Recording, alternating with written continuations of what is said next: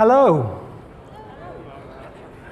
and welcome to the Local Government Association's Annual Conference 2016. It's a real pleasure to welcome you to what is my first annual conference as the Chief Executive of your association. This event would not be possible without your support, so thank you for taking the time to be with us in Bournemouth. It also wouldn't be possible without the support of our many sponsors. So thank you once again for getting behind us, particularly our main sponsor, CCLA, with whom we have a long association. Events like these don't happen on their own, so I'd like to take this opportunity to thank my colleagues in the LGA for all their efforts over the last few months. They've been fantastic.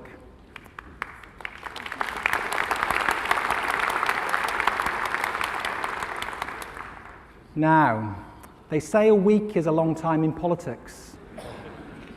Lately, an hour seemed like an age.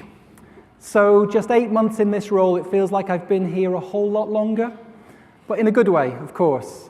In that time, I've really come to fully understand the important and valuable role the LGA plays in supporting you and your communities. I always knew the LGA played a central role in supporting the interests of local government, but since taking on this position, I've seen just how much work goes on with councils and central government. Every day I'm amazed by the sheer breadth of work that we do on behalf of councils. We're always working hard to progress the big issues like devolution, business rate retention, and the pressures facing social care. And now, of course, shaping the transition following the EU referendum result. But there are also things I never would have dreamt of dealing with, like judicial proceedings about VAT on council commercial waste services, or fighting the attempt by NHS trusts to get business rate relief.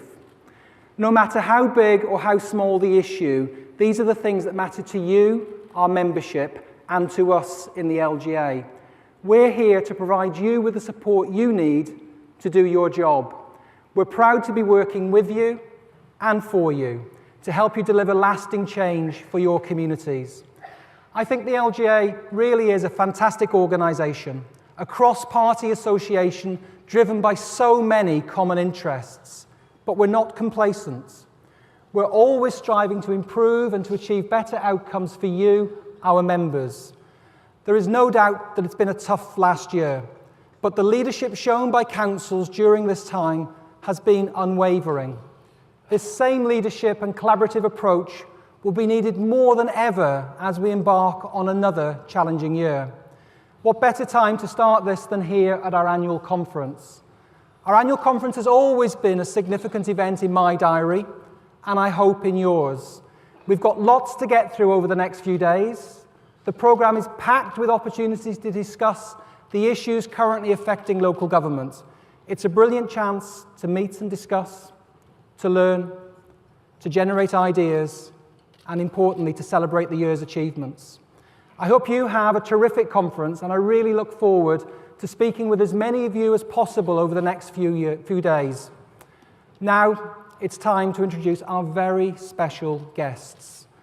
We're lucky to be joined by Sir Richard Stilgoe and the Orpheus Centre students who will officially open conference for us. So it's my enormous pleasure to welcome them to the stage.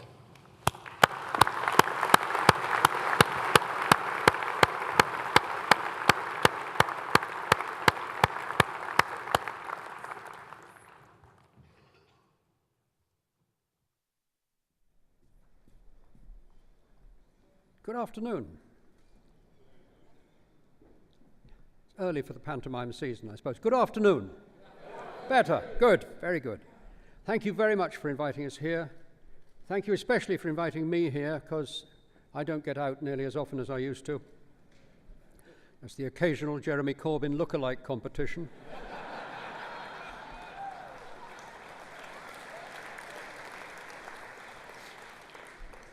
We are from the Orpheus Centre in Godstone in Surrey, in the Tandridge district. I think, have we got Tandridge representatives here? Yes, good. Quiet, well-behaved person. Thank you very much. Some colleagues and I started Orpheus about 18 years ago because we had been doing music and performing arts with young disabled people. And we wanted to do this on a long-term basis because if you do this sort of thing for 3 years, it can make a huge difference to young people's lives. 19-year-olds join us, and we now have 26 of them living with us, 22 disabled students and 22 day students. And these 48 young people spend 3 years with us doing life skills, cooking, cleaning, budgeting, shopping, all the things that the average 19-year-old either picks up by accident from mum or dad or never picks up at all. You will have, I'm sure, many of you visited 19-year-old children in college in their first term and seen their rooms. And it is one of the most traumatic days in a mother's life. That I've seen this pile of underpants and pizza that make up the lifestyle of the student. Our guys, none of that. They all learn to cook, they all learn what they can do and what they find difficult and need support with. And they do performing arts. Why on earth do they do performing arts? Not so that they can go off and be rubbished by Simon Cowell on the X Factor. So that in their many dealings in the future with social services, housing, medicine, local councils, lots of times they will be face to face with somebody who has control over their lives. And if they have recently been up on a stage and performed, they are much more confident about doing that. So that's why we do the performances. We're going to do 3 little songs for you this afternoon. This first one, which Joe Langston is going to sing, is about a garden centre called Pole Hill near Sevenoaks. For a visually impaired person, Joe is visually impaired, the only visually impaired person in Britain with grade 8 percussion, so it makes a hell of a racket most of the time. Joe loves, yeah, give up, absolutely. As you can imagine, a garden centre for a blind person is a wonderful place, full of scents, full of different things to touch, full of different crunches of gravel underfoot. And this is Joe's hymn to Pole Hill. Joe Langston. Thank you so much. Delightful.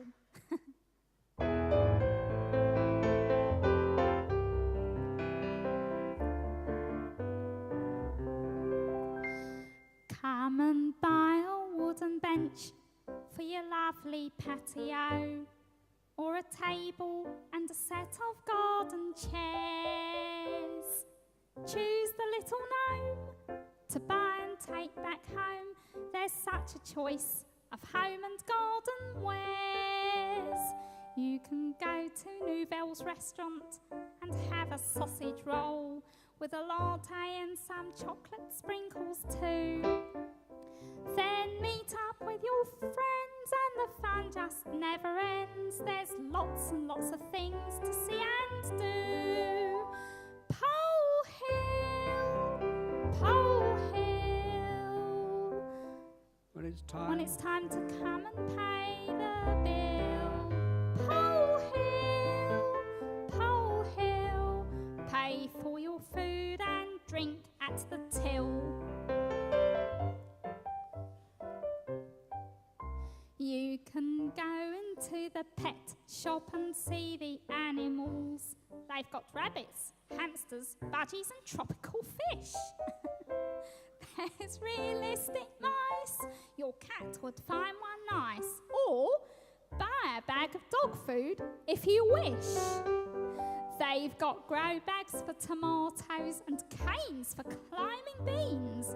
They've got every kind of herb and vegetable seeds, pretty flowers and shrubs, assorted pots and tubs, and tools for every single gardening need.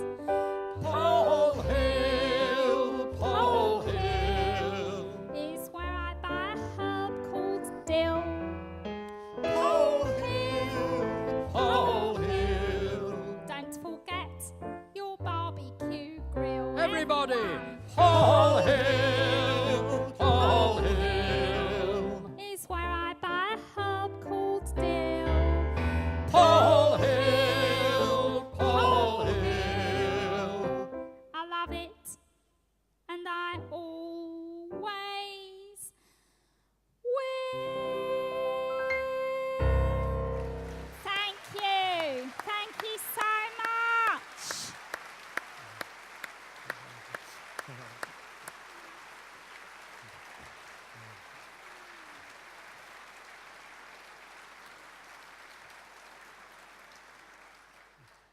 Our job at Orpheus and the students' job is to get ready for living in the world outside. One of the reasons we do lots of performances is to get the world outside ready for them to come and contribute and be useful and help, which would be easier, of course, if we could find the appropriate housing for them in the middle of communities and not have them put away and sort of warehoused somewhere else. But you all know the problems of that. One of the other things we do is be honest about disability, because everybody with a disability, all of us, need to know what we can do and what we can't do. For my money, everybody in this hall, all of us, are somewhere on the autistic spectrum. Very low down, so it doesn't affect most of us.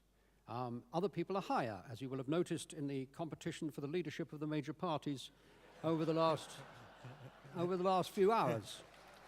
But for everybody with autism, it is a problem, and this is a strange song, really, about Asperger's disease, about autism. I'm sorry, singing it, Angus Morton. Hello.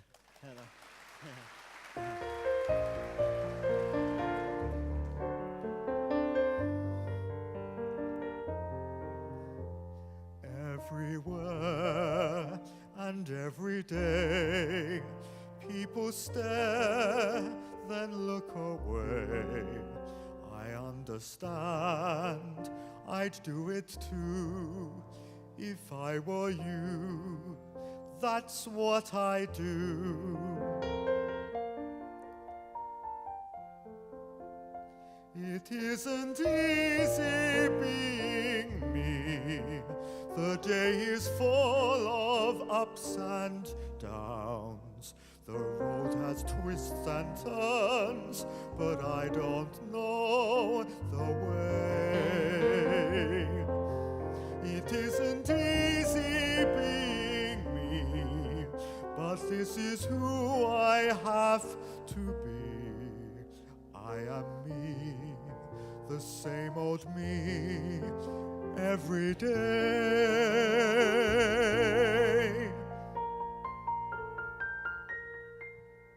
It isn't easy being me.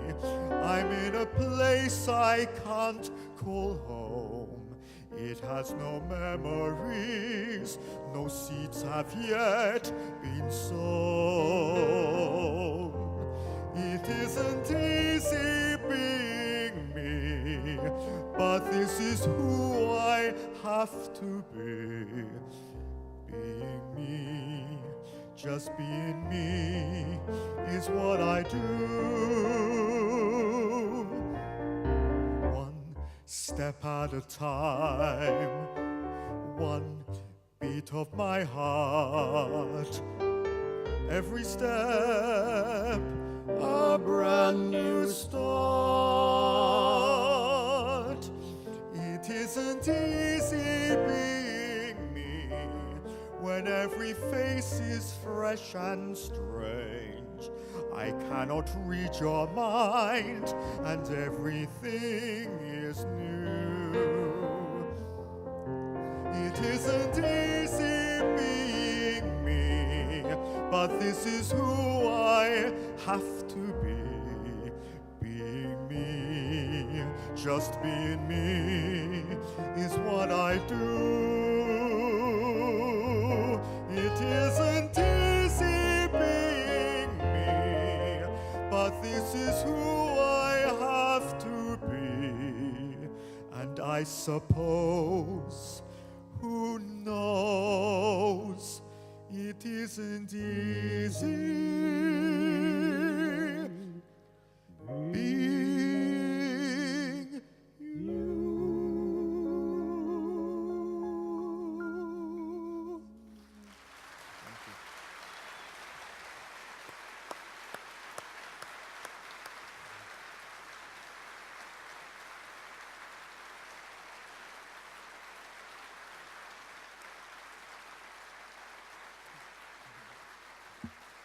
Lovely. Well done, Angus.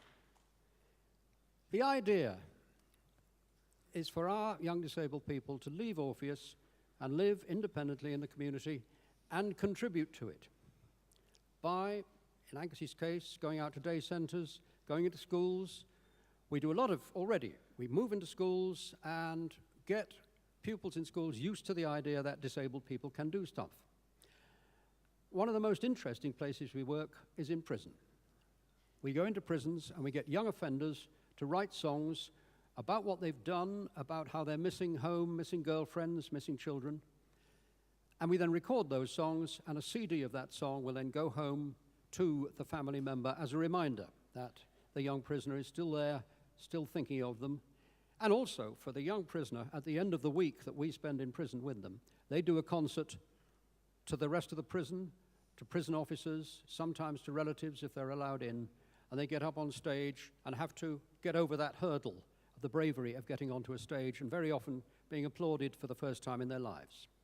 And these programs are called bird songs because these guys are doing bird and they write songs while they're doing it. This is the first song we wrote in Highdown Prison that Angus and Joanna are going to sing, and it's called I Send You This Song.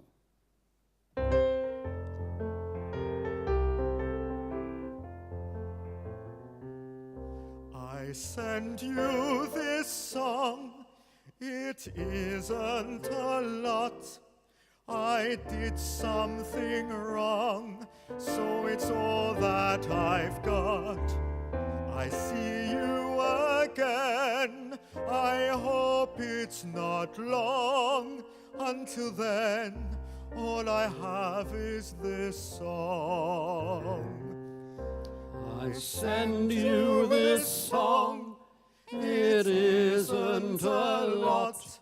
I did something wrong, so it's all that I've got. I see you again, I hope it's not long. Until then, all I have is this song.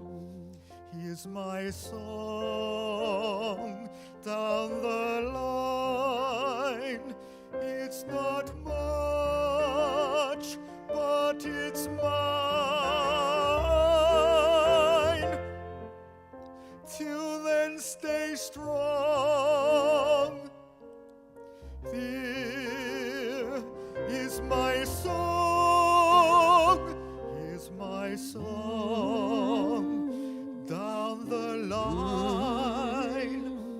It's not much, but it's mine. Till then, stay strong. This is my song. I send you this song. It isn't a lot. I did something wrong, so it's all that I've got. I'll see you again. I hope it's not long. Until then, all I have is this song. Until then, all I have is this song.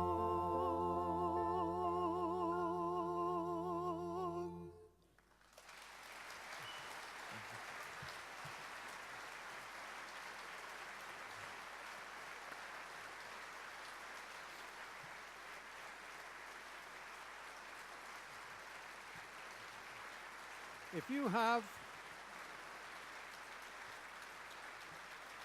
Thank you. Thank you very much. If you know of a young disabled person in your area, 15, 16, not sure what to do next when they're 19, and Orpheus might be the right place for them, please get in touch. www.orpheus.org.uk. orpheus.org.uk. And of course, if you're in a different area from Surrey, you will have a mother and father of a job getting the funding out of your county and into our county. It is a constant problem, and anything you can do to help us with that for young people for whom the right facility isn't where you are, but it is where we are, that would be a great help. It would also be a great help if you can help with job opportunities, volunteering opportunities, and the appropriate housing for these terrific young people as they go out and contribute to a world that is happier as a result of them being in it. I'm going to ask Angus to say goodbye. Yeah, thank you very much. We've been the Orpheus Centre. Enjoy the rest of the conference, everybody. Until then, all I have is this song. Thank you all very much.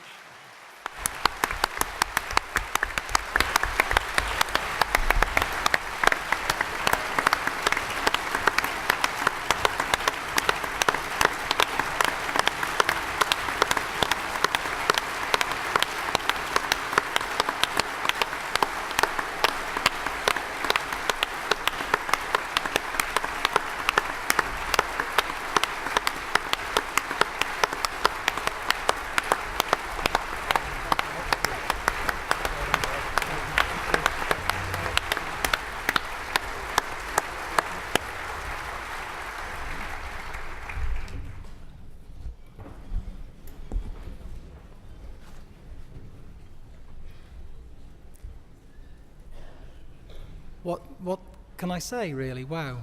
That was just amazing. And thanks to everybody here for the standing ovation. It was absolutely deserved. So we can now move on and invite Councillor John Beasley to formally welcome us to Bournemouth. Councillor Beasley.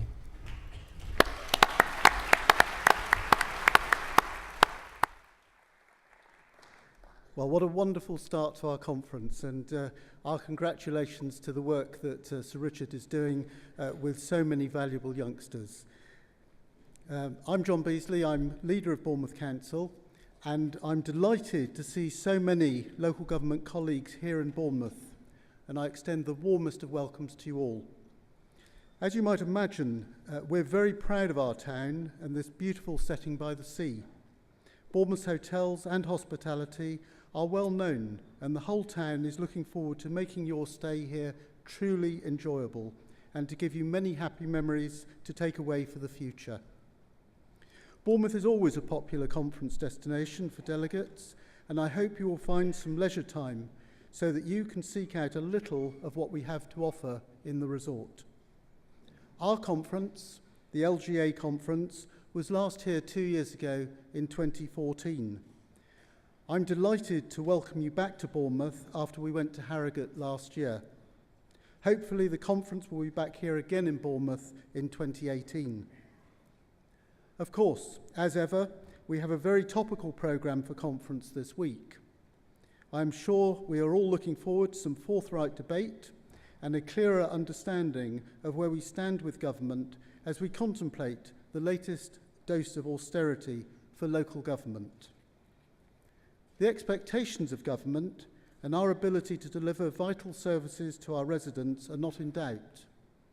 But our hope must be that government will begin to listen to the warnings from the LGA about the sustainability of diminishing resources and the constantly rising pressure from residents for demand-led services, especially in adult social care. As we know, this is a time of substantial change in local government. Perhaps the time of greatest change any of us have ever experienced. And the uncertainty that creates for the future now dominates the public services.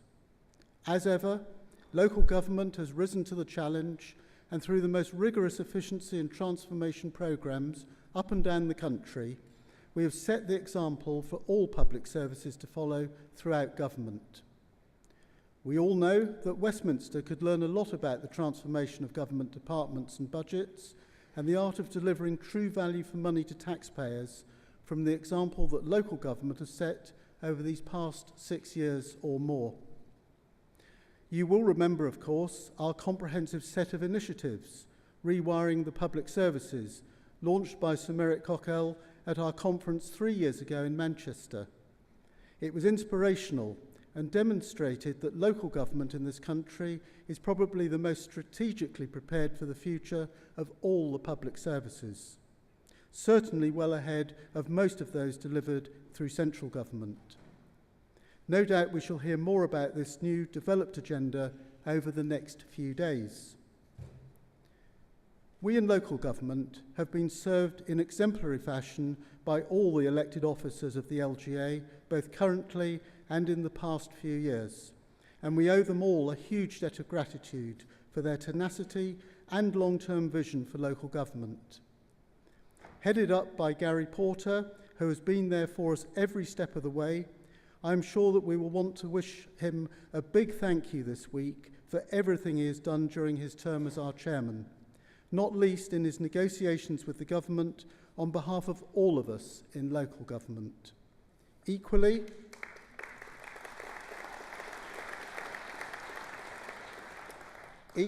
I know that we will all want to wish him the very best for the future in his term of office and the fortitude that he undoubtedly will need to continue as our chairman of the LGA. I should also like to take this opportunity to welcome Greg Clark, who has done so much to work more closely and improve Westminster's relationship with local government since he became Secretary of State last year. Welcome, Greg.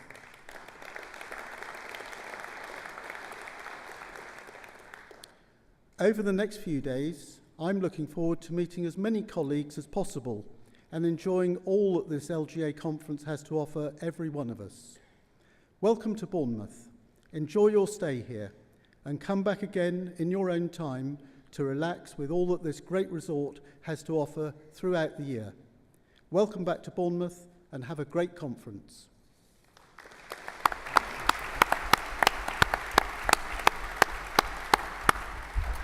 John, thanks for that warm welcome to Bournemouth. It's great to be back. Now, colleagues, it's my pleasure to introduce Chairman of the LGA, Lord Porter.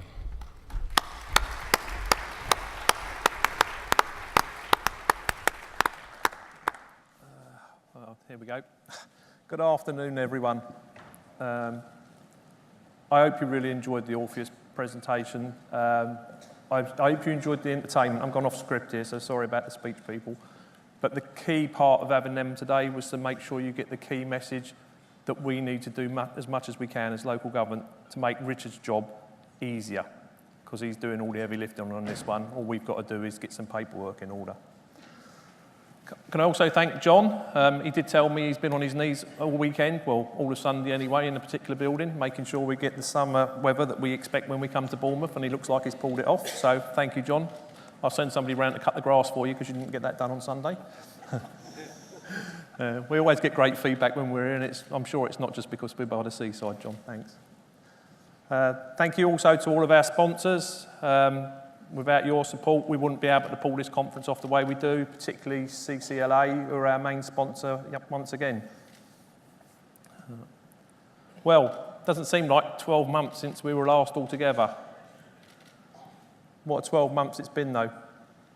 A spending review, our finance settlement, an autumn statement, council elections, 2 budgets, and the EU referendum. Members will know that the group leaders and I took the decision early on in the referendum campaign that the LGA would remain neutral. To make sure it wasn't compromised, I did and still refuse to declare my own position. When people ask me how I voted, I say by post.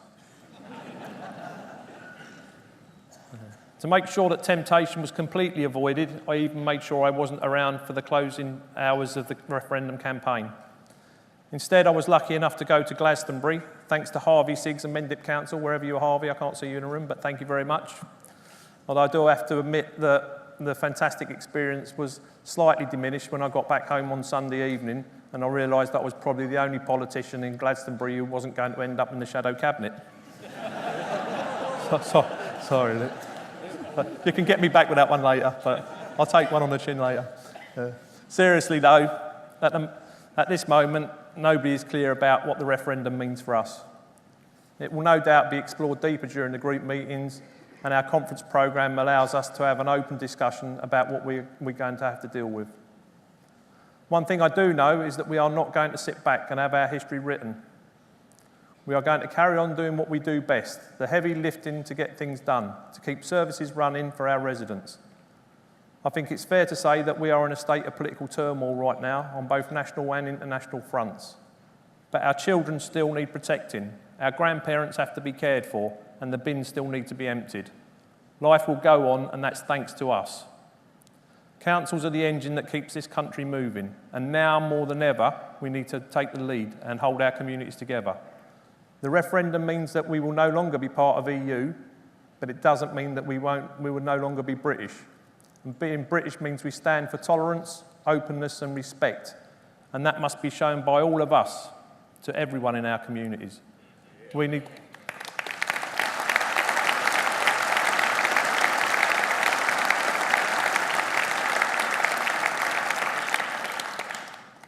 to do everything we can to keep things calm right now. I think, though, before I go on any more about the future, it's worth spending a few minutes on the past. So let me tell you about what we've been up to in the LGA this year. When I set out my stall to become your chairman, one thing I said was if you wanted someone that stood outside Marsham Street shouting up at the Secretary of State, then I wasn't the man for the job. But if you wanted a chairman who would work on the inside and make sure we had a seat at the table when our future was being discussed, then I was the right man for the job. That's exactly the approach that we have taken, and a good example of this is the finance settlement. It was clear that the provisional settlement had no winners. Why would it be when both the blue team and the red team campaigned in the general election on the fact that they would be cutting our funding? That said, some of the losers were more cut up than others and voiced their concerns to me over the Christmas break. In fact, one leader even phoned me on Christmas Eve from his villa in Florida. I'll leave you to decide what type of council he led. By working behind the scenes, I was able to get Greg's agreement to bring in leaders from councils who had been hit harder than expected and make the case for change. Now, that could have resulted in a few possible scenarios. We could have left the settlement as it was, but that would have meant you were all grumpy. We could have asked that the money was taken from urban councils and given to rural councils. But then we would have had angry, unhappy leaders in our cities and towns and less grumpy leaders in our countryside. Or we could press hard for extra cash. By working closely with Greg, we were able to help him make the case to the Treasury, and he got it. An extra £416 million of completely new money.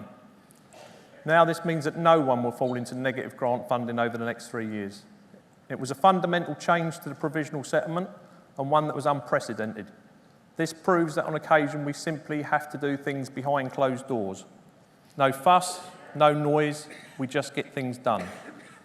And when we need to shout loudly for you, we make sure that we do.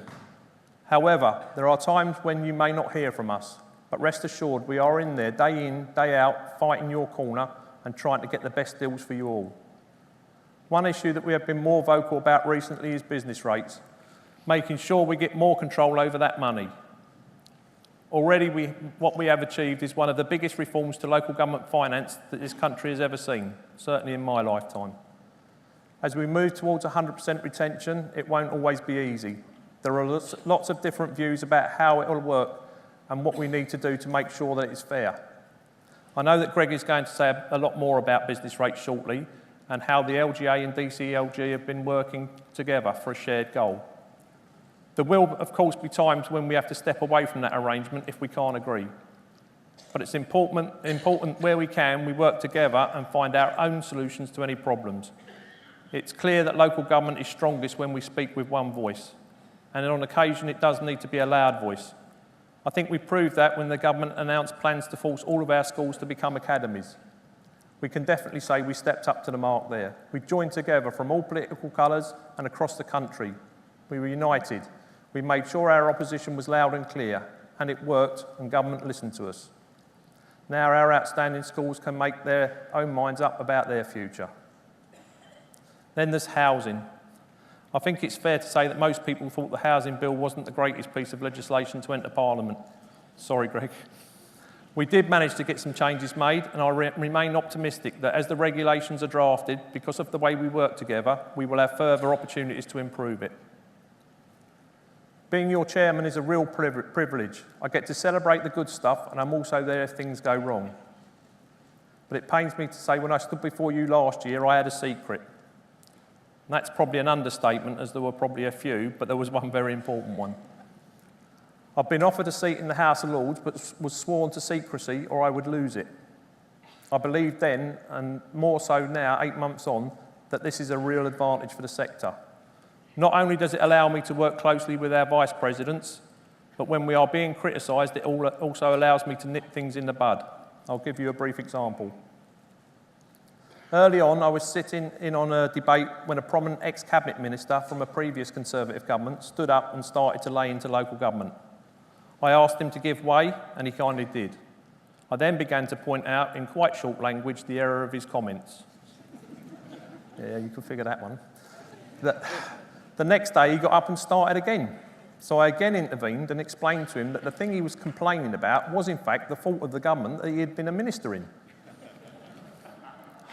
The following day he got up again, and before he said anything, another local government colleague leant across to me and said, "Here he comes again." But to both of our surprise and pleasure, he started his speech in praise of local government.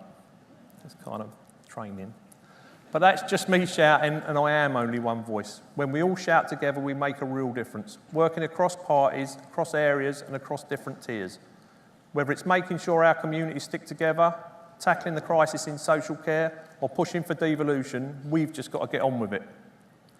Today we are launching a green paper which asks what comes next for devolution. Again, there will be different views in this room, but we all agree that local is best.